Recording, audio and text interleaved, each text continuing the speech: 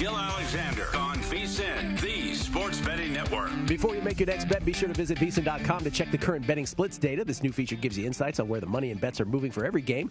You'll be able to see where the public is betting based on the number of tickets and where the money does not match the public opinion. Data available for moneyline, over-under, and against the spread bets. Betting splits, yet another way that VSiN is here to make you a smarter, better year-round. Check out today's betting splits for every game at VSiN.com. It's Gill Alexander. Chris Andrews is here as well. Jeffrey Parlay, producer number 5 and 8, the Grover Cleveland of producers. We get tweets at Beating the Book, Mile High Mike. Gilly, injuries were part of the Steelers' loss for sure, but if you watch that game, Coach Tomlin was a huge factor. Terrible decisions. I cited one of them, as a matter of fact. Yeah. There's a big part of me that loves Tomlin and another part that just has me shaking my head occasionally, and that yesterday was one of those days. Cody, Denver's win total on at DraftKings now under 10.5 plus 105. Trip Tepper, look at the scheduling edge the Broncos have now. 15 games remaining and 9 of them at home. Broncos still have a big home field advantage in Denver with the highest altitude venue. I'll go elevation, by the way. But that's a whole nother debate. You didn't come here for that. Jeffrey, we have an update on a couple things. One, what was the first one? Not the Cully thing. No, well, they're both from David Cullen. Oh, okay. What was the first? Deshaun Watson will not play on Thursday. There it is. So that we know. Jeff Driscoll will be the backup to Davis Mills, it looks like, based off of what Cully said this morning. Driscoll currently on the practice squad, likely to be elevated before that game on Thursday. Darnold, Mills, Thursday Night Football. Exactly like we all expected. And also, David Cully admits he made the wrong call on the declining the third down penalty and then promptly punting. So, bravo to David Cully. What did he say after that? If I had to do it again, I would have taken the penalty. That's not the point. Which is still, again, that's not the point. And run the ball and then punt it. Once again, it's like he missed again, the 3rd and 15. They get 14 yards to the 49-yard line. The Browns line up offside. So his options are 4th and 1 or 3rd and 10. He declines the penalty and punts. That's the point.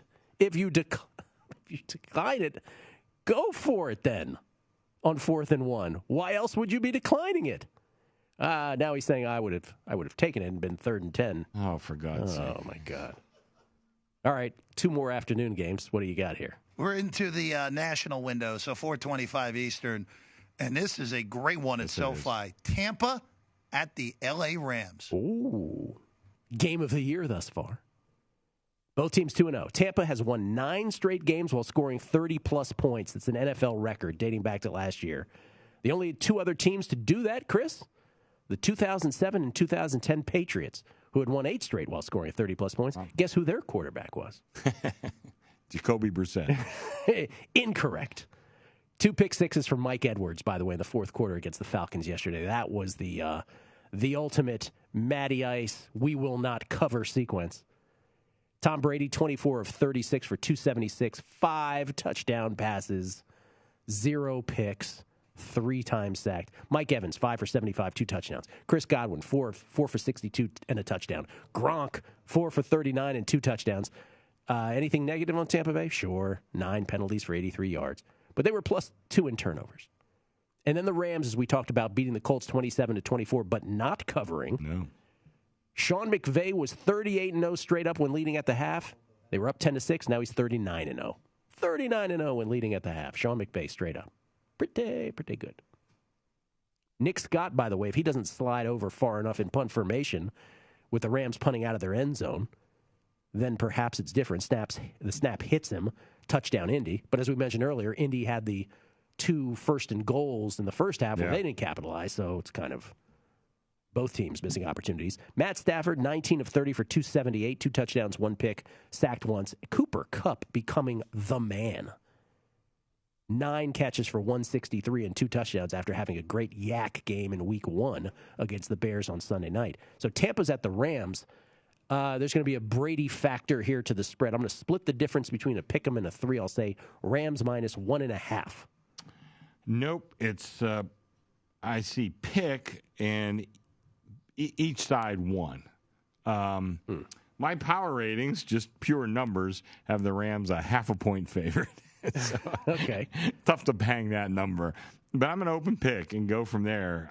Not a terrible guess, but okay. No, but like I said, who knows where this thing winds up? Like I said, I see both sides won, but there is a Brady factor that guys love betting on him, and why wouldn't you? But we'll still have to see, and I think pick's a great place to start. Let's see where it takes us from there. But this should be one hell of a game. Who's the MVP of the league through 2 weeks, minus the Detroit Green Bay game tonight? Brady? Who's playing better than Brady right now? I don't know. Who's playing better than him? I'd have to go look.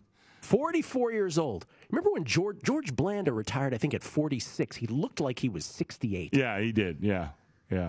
That's just not me as a kid saying it. Yeah. He genuinely looked like he was 68 years old. Well, cigarettes and bourbon will kind of do that to you. Gray hair, lamb chop sideburns.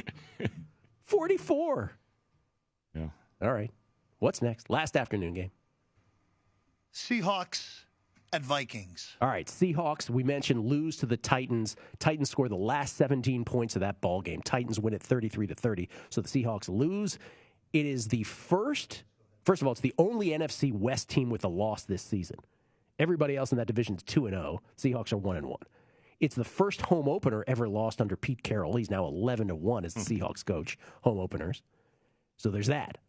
But Russell Wilson, 22 of 31 for 343, 2 touchdowns, no picks. He was sacked 3 times, 3 carries for 16 yards. Wilson this season, I just talked about Tom Brady being MVP. Russell Wilson through 2 weeks, 597 yards passing, 6 touchdowns, no picks. Yeah. If we were voting for MVP, 1-1 though. You know what I'm saying? They would. That would be the. And remember, how many weeks into the season last year where he was clearly the MVP? Yeah, like probably 8. Yeah, and then Pete Carroll said, "Hey, you're not going to be the MVP because we're going to run the football, buddy." I had to eavesdrop in that meeting. Chris Carson. And probably a ticket on Russell Wilson. 13 of would 30. Be my hunch. Chris Carson was 13 carries, 31 yards, 2 touchdowns. Lockett, how good is Lockett? 8 catches for 178 and a touchdown. Freddie Swain, 5 catches for 95 and a touchdown. 1 huge long touchdown pass to Lockett, 1 huge long one to Swain. They did have 10 penalties for 100 yards.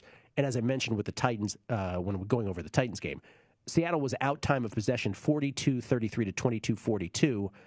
Much of that is meaningless because of those 2 long touchdown passes, but not entirely because Derrick Henry did get the best of them.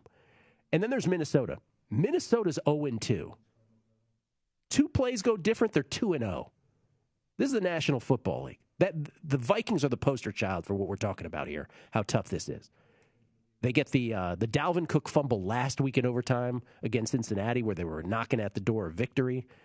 And then yesterday, Greg Joseph misses a 37-yarder with no time left. And he had been kicking phenomenally well. Sent the game last week into overtime with a 52-yarder, even after getting iced on the first one that went through. He had 50-plus earlier in this game. But this is Mike Zimmer and his staff elect to let the clock roll for 35 seconds to set up the 37-yarder. You want to run another play? By the way, Mike McCarthy coming up later says, hold my beer. We'll get to that.